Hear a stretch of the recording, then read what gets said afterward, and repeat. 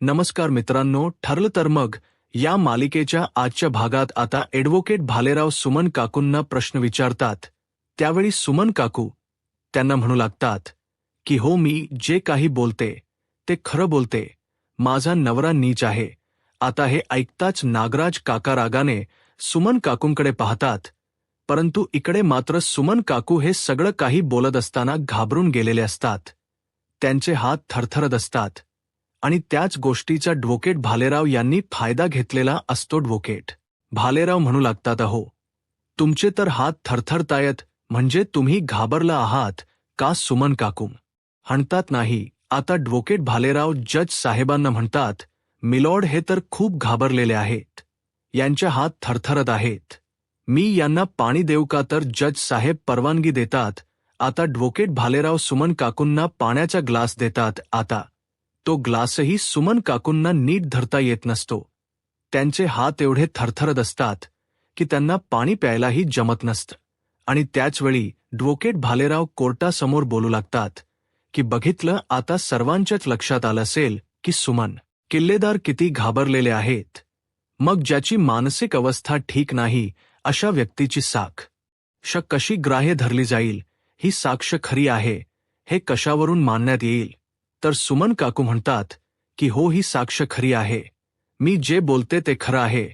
परंतु ॲडव्होकेट भालेराव काही ऐकून घ्यायला तयार नसतात आणि शेवटी ते कोर्टासमोर हे सिद्ध करतात की सुमन काकू हे मानसिक तणावाखाली आहेत.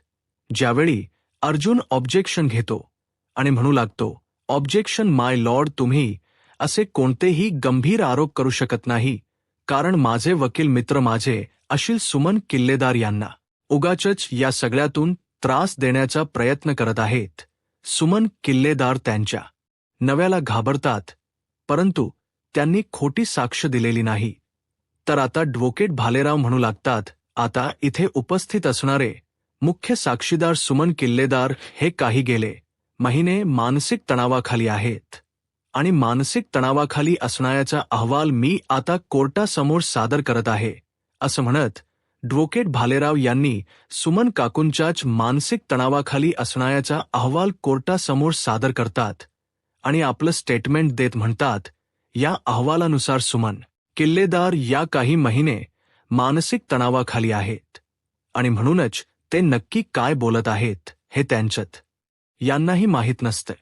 आणि म्हणूनच ॲडव्होकेट सुमन किल्लेदार यांची साक्ष ग्राह्य धरू नये. आता मात्र सुमन काकू म्हणतात, नाही, मला काहीही झालं नाही, मी ठीक आहे, तुम्ही खोट बोलू नका, मी जी साक्ष दिली आहे ती खरी आहे. असं म्हणत सुमन काकू आता कोर्टासमोर आपलं सत्य सांगण्याचा प्रयत्न करत असतात. परंतु ॲडव्होकेट भालेराव आता सुमन काकूंच्या या घाबरण्याच्या अवस्थेचाच गैरफायदा घेत असतात.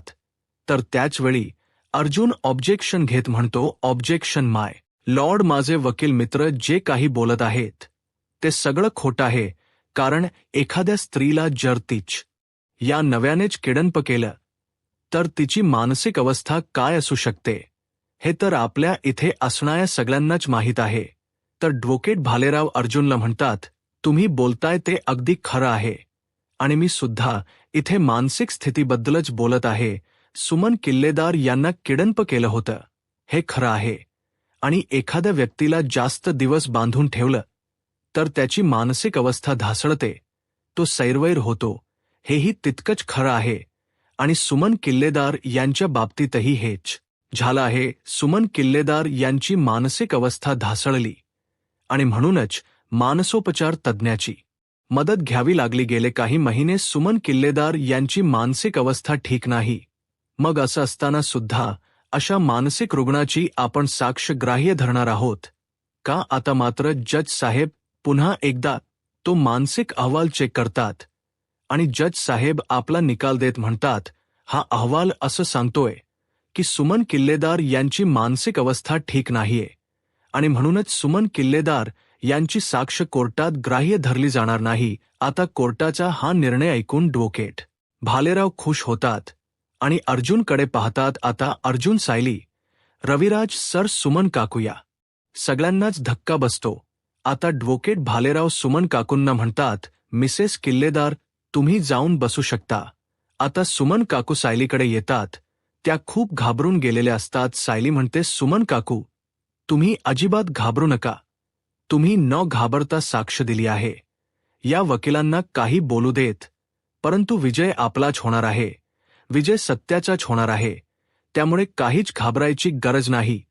तर ॲडव्होकेट भालेराव आता कोर्टासमोर आपलं स्टेटमेंट देत पुढे म्हणू लागतात, माय लॉर्ड, मला आता ॲडव्होकेट अर्जुन सुभेदार यांना एक प्रश्न विचारायचा आहे की ही केस की कसली आहे. सुमन किल्लेदार यांना किडनप केलं गेलं याची की 22 वर्षापूर्वी किल्लेदार कुटुंबाला मारण्याचा प्रयत्न कट रचला गेला याची, पण जो कट रचला गेला होता त्यामध्ये कोणालाही दुखापतही झाली नाही. त्या गाडीमध्ये असणाऱ्या तीनही व्यक्ती आज जिवंत आहेत. मग असं असताना सुद्धा नागराज किल्लेदार यांना आज कुठल्या गुन्ह्याखाली इथे आणलं गेलं आहे. त्यांच्यावर असा कुठला गुन्हा दाखवला गेला आहे की ज्यामुळे नागराज किल्लेदार यांना जेल व्हावी असं ॲडव्होकेट अर्जुन सुभेदार यांना वाटत आहे. आता मात्र अर्जुन काही बोलणार, परंतु त्या अगोदरच रविराज सर कोर्टाची परवानगी घेत म्हणतात, मिलॉर्ड, मला थोडं बोलायचं आहे. तर त्यावेळी कोर्ट आता रविराज सरांना बोलायची परवानगी देतं. आता रविराज सर कोर्टासमोर आपलं स्टेटमेंट देत म्हणतात, मिलॉर्ड, आत्ताच आमचे वकील मित्र म्हणालेत की ही केस नक्की कशाची आहे. तर मी त्यांना सांगू इच्छितो की ही केस किडनॅपिंगची किंवा आम्हाला मारण्याचा प्रयत्न केला यापेक्षाही 22 वर्षापूर्वी झालेल्या फसवणुकीची आहे. 22 वर्ष माझा सख्खा भाऊ आमची फसवणूक करत आला. 22 वर्षापूर्वी त्यांनी माझ्या कुटुंबाला मारण्याचा कट रचला आणि यामध्ये माझं कुटुंब उद्ध्वस्त करण्याचा त्यांनी प्रयत्न केला. 22 वर्ष माझं कुटुंब एकमेकांपासून दूर होतं. माझी बायको प्रतिमा किल्लेदार ही 22 वर्ष घरापासून दूर गरिबीत हालाकीचे दिवस काढत होती. कुठेही राहायची आणि तिचं पोट भरण्याचा प्रयत्न करायची. तर दुसरीकडे माझी मुलगी तन्वी किल्लेदार ही 22 वर्ष अनाथ आश्रमात वाढली आहे. आणि या सगळ्यांना शोधण्यामध्ये मी 22 वर्ष खर्ची केलीत. या सगळ्याला जबाबदार आहे माझा भाऊ नागराज किल्लेदार यांनी 22 वर्ष माझी फसवणूक केली. आम्हाला मानसिक त्रास देण्याचा प्रयत्न केला. माझ्या कुटुंबाची अवस्था याच्यामुळे बिघडली. या सगळ्याला नागराज किल्लेदार जबाबदार आहे, एक पती म्हणून आणि एक बाप म्हणून. कोर्टाला एवढीच विनंती आहे की नागराज किल्लेदार याला त्याच्या गुन्ह्याची शिक्षा व्हावी. त्याला कठोरात कठोर शिक्षा व्हावी. मला माहीत आहे की नागराज किल्लेदार याला शिक्षा झाली तरी माझी 22 वर्ष काही भरून निघणार नाहीत. परंतु जर याला शिक्षा झाली तर कुठेतरी किमान थोडा तरी आम्हाला न्याय मिळेल असं म्हणत रविराज सरांनी आपलं स्टेटमेंट कोर्टासमोर सादर केलेलं असतं. तर दुसरीकडे सुभेदारांच्या घरी घाबरलेली प्रिया आता आपल्या रूममध्ये येते आणि म्हणू लागते, किल्लेदाराचा अपघात नागराजनेच घडवून आणला होता. या नागोबाने जे सगळं काही घडवून आणलं हे कोर्टात एकदा सिद्ध होऊ देत. एकदा का सिद्ध झालं की मग तो नागोबा आणि तो महिप्त शिकरे दोघेही खडी खोडायला जाऊ देत, म्हणजे मला मोकळा श्वास घेता येईल आणि मग मी कोणाच्याही कचाट्यात सापडणार नाही. एकदा काही सिद्ध झालं की मी मोकळी असं म्हणत आता प्रिया देवासमोर हात जोडते आणि म्हणू लागते, देवा, प्लीज प्लीज माझी एकच इच्छा पूर्ण कर. मी आतापर्यंत तुझ्याकडे कधीच काही मागितलं नाही आणि मागितलं तेव्हा तू कधी काही दिलं नाहीस, पण आता प्लीज माझ्या मनासारखं होऊ देत. नागराजला आणि त्या महिप्त शिखरेला कायमची जेल होऊ देत. त्या दोघांनाही आयुष्यभरासाठी खडी खोडायला जाऊ देत असं म्हणत प्रिया देवाला प्रार्थना करू लागते. तर दुसरीकडे आता अर्जुन कोर्टासमोर परवानगी मागत म्हणू लागतो की ॲडव्होकेट रविराज किल्लेदार यांना विटनेस बॉक्समध्ये बोलावण्याची परवानगी मिळावी. तर आता जज साहेबांनी ती परवानगी दिलेली असते. रविराज सर विटनेस बॉक्समध्ये येताच अर्जुन त्यांना प्रश्न विचारतो आणि म्हणू लागतो, ॲडव्होकेट रविराज किल्लेदार, मी आता तुम्हाला काही प्रश्न विचारणार आहे. त्याची तुम्ही मला खरी उत्तर द्यायची आहेत. आता अर्जुन रविराज सरांना पहिला प्रश्न विचारत म्हणतो, ॲडव्होकेट रविराज किल्लेदार, मला तर एक सांगा की तुमच्या 22 वर्षापूर्वी झालेला अपघात याबद्दल तुमच्यामध्ये आणि नागराज किल्लेदार यांच्यामध्ये कधी बोलणं झालं होतं का? तर आता रविराज सर त्यांच्या प्रश्नाचं उत्तर देत म्हणतात की हो, एकदा नाही तर बऱ्याचदा नागराज आणि माझ्यामध्ये अपघाताबद्दलचं बोलणं होतंच असायचं, परंतु नेहमीच नागराजने माझी फसवणूक केली. त्यांनी माझ्यापासून सत्य लपवून ठेवलं. मी प्रतिमा किल्लेदार आणि तन्वी किल्लेदार यांचा शोध घेण्याचा बराच प्रयत्न केला, परंतु यामध्ये मला यश आलं नाही. परंतु ज्यावेळी मी पुरावे क्रॉस चेक केले त्यावेळी माझ्या लक्षात आलं या सगळ्यामध्ये नागराज किल्लेदार हाच दोषी आहे. हा कट त्यानेच रचला होता. परंतु त्याचवेळी ॲडव्होकेट भालेराव ऑब्जेक्शन घेत म्हणतात, ॲडव्होकेट रविराज किल्लेदार, तुमच्या अपघाताबद्दल मला दुःख आहे, परंतु तुम्ही कोर्टासमोर आता हे सिद्ध केले की गेली 22 वर्ष तुम्ही तुमच्या मुलीचा आणि बायकोचा शोध घेत होता. म्हणजे तुम्ही गेली 22 वर्ष दुःखात होता आणि याच दुःखातून तुम्ही तुमच्या भावावर आरोप करत आहात, त्याला या सगळ्यामध्ये अडकवण्याचा प्रयत्न करत आहात. तर त्यावेळी रविराज सर ॲडव्होकेट भालेराव यांच्या प्रश्नाचे उत्तर देत म्हणतात, माझ्या भावना आणि शिकरेंना म्हणतात, महिप्त शिकरे, तुम्हाला यावर काही बोलायचं आहे का? तर महिप्त शिकरे नकार देतात. तर जज साहेब कोर्टासमोर आता हे सिद्ध करतात की जर महिप्त शिकरे जर काही बोलत नसतील तर कोर्टात हे सिद्ध होत नाही की त्यांना ही सुपारी नागराज किल्लेदार यांनीच दिली होती. त्यामुळे इन्स्पेक्टर साहेब, तुम्ही महिप्त शिकरे यांना घेऊन जाऊ शकता. आता महिप्त शिकरे यांना पोलीस तिथून घेऊन जातात. आता अर्जुनच्या नंतर ॲडव्होकेट भालेराव आपलं स्टेटमेंट देत म्हणतात की आतापर्यंत ॲडव्होकेट अर्जुन सुभेदार यांनी एकही ठोस पुरावा कोर्टासमोर सादर केला नाही की ज्यामुळे सिद्ध होईल की नागराज किल्लेदार यांनी हे सगळं घडवून आणलं आहे. त्यांची बायको सुमन किल्लेदार यांनी त्यांना किडनप केलं किंवा आपल्या भावाला, त्याच्या कुटुंबाला उद्ध्वस्त करण्याचा कट रचला, याबद्दलचा एकही ठोस पुरावा कोर्टात सादर करण्यामध्ये ॲडव्होकेट अर्जुन सुभेदार यशस्वी ठरले नाहीत. आणि म्हणूनच माननीय कोर्टाला मी एवढीच विनंती करतो की या सगळ्यामध्ये नागराज किल्लेदार यांचा काहीही दोष नसल्यामुळे त्यांना लवकरात लवकर बेल मिळावी. आता हे ऐकताच अर्जुन म्हणू लागतो, ऑब्जेक्शन माय लॉर्ड, माझे अजूनपर्यंतही पुरावे संपलेले नाहीत.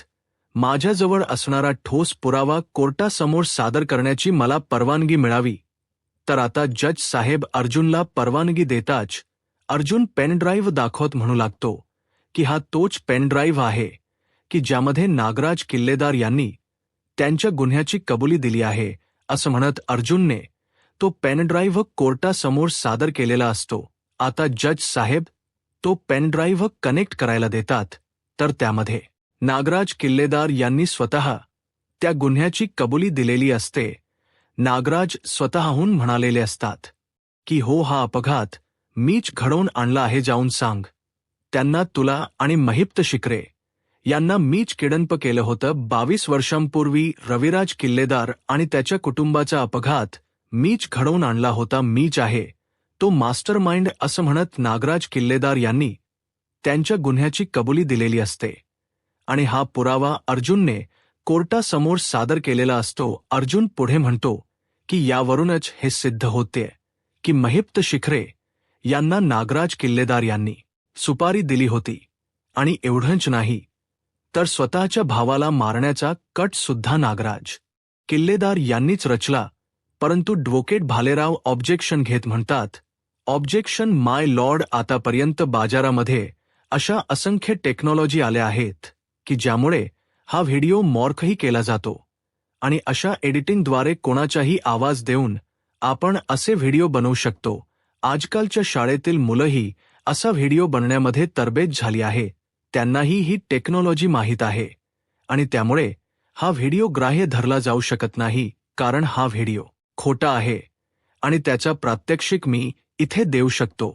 आणि प्रात्यक्षिक देण्यासाठी आता ॲडव्होकेट भालेराव नागराज काकांचा एक फोटो, एक व्हिडिओ बनवतात आणि त्यानंतर त्यात एडिट करून कोर्टासमोर सादर करतात. आता त्यामध्ये त्यांनी असं एडिट केलेलं असतं की नागराज काका कोर्टात उभे असतात, परंतु त्यांनी कबुली दिलेली असते की हो 22 वर्षापूर्वी रविराज किल्लेदार याच्या कुटुंबाचा अपघात मीच घडवून आणला आहे असं त्यांनी एडिटिंग करून नागराज काकांचा आवाज दिलेला असतो. तर आता ॲडव्होकेट भालेराव कोर्टासमोर सिद्ध करत म्हणतात की जर तुमच्या सगळ्यांच्या समोर मी हा व्हिडिओ एडिट करू शकतो, त्यासाठी मला काही सेकंद लागत आहेत, तर नागराज किल्लेदार यांचा हा व्हिडिओ बनवायला अर्जुन सुभेदार यांना कितीचा वेळ लागू शकतो. आणि म्हणूनच मला कोर्टासमोर हेच सिद्ध करायचं आहे की ॲडव्होकेट अर्जुन सुभेदार यांनी जो कोर्टासमोर पुरावा सादर केला आहे तो पुरावा ग्राह्य धरला जाऊ शकत नाही. माननीय कोर्टाला माझी एवढीच विनंती आहे की ॲडव्होकेट अर्जुन सुभेदार यांनी जो पुरावा कोर्टासमोर सादर केला तो ग्राह्य धरू नये.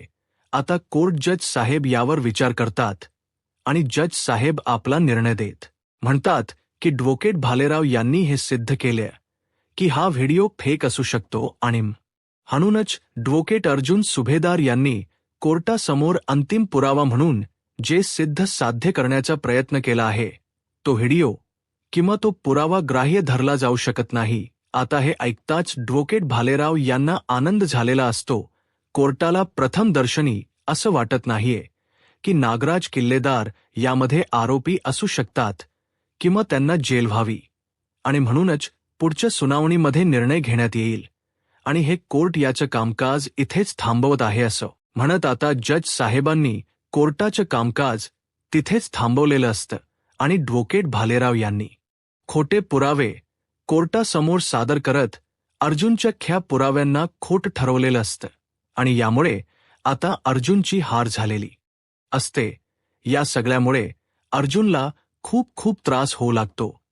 तर दुसरीकडे कोर्टाचं कामकाज संपताच पुन्हा एकदा नागराज किल्लेदार यांना जेलमध्ये आणलं जातं. आता हे पाहताच महिप्त शिकरे त्यांच्यावर हसू लागतात आणि म्हणू लागतात, काय रे नाग्या, तू तर हसत गेला होतास की तुला जामीन मिळणार म्हणून, मग पुन्हा काय झालं? पुन्हा जेलमध्ये यावंच लागलं वाटतं. मला असं वाटते की तो भालेराव काही उपयोगाचा ठरला नसेल, खाल्ली असेल माती असं म्हणत महिप्त शिकरे आता नागराज काकांना डिवसण्याचा प्रयत्न करू लागतात.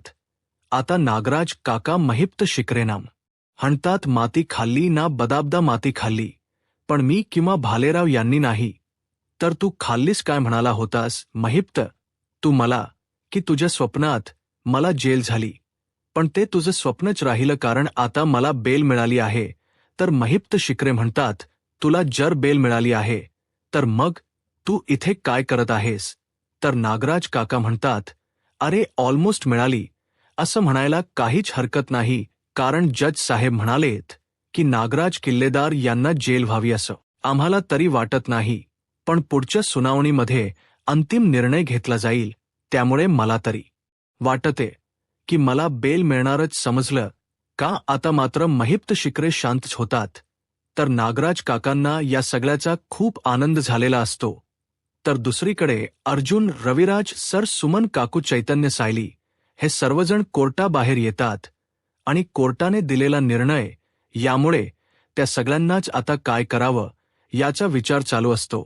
अर्जुन रविराज सरांना म्हणू लागतो, नागराजला वकील तरी कोण मिळाला? हा भालेराव. तर रविराज सर म्हणतात, हा भालेराव म्हणजे आपल्या प्रोफेशनला लागलेला एक डाग आहे.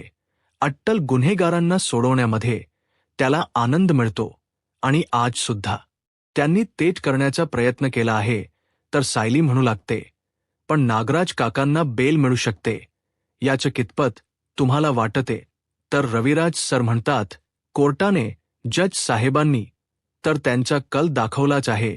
त्याने सांगितलं आहे की प्रथम दर्शनी नागराज किल्लेदार यांना जेल व्हावी असं वाटत नाही.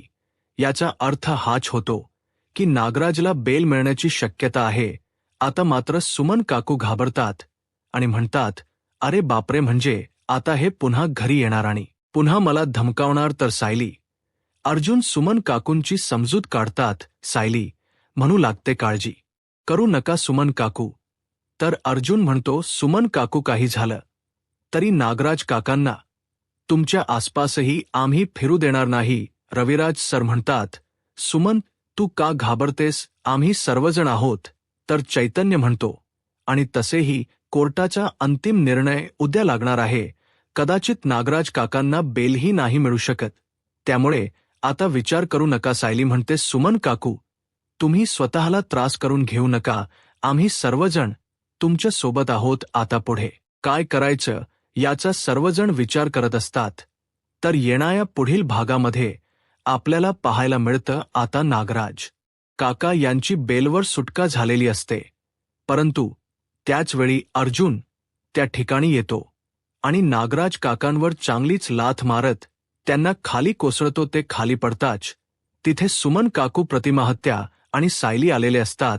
आता तिघेही समोर येतात आणि सायली नागराज काकांना म्हणते, 22 वर्षापूर्वीच्या अपघातातून तुमची सुटका झाली असेल, परंतु कौटुंबिक हिंसाचारातून तुमची सुटका होणार नाही.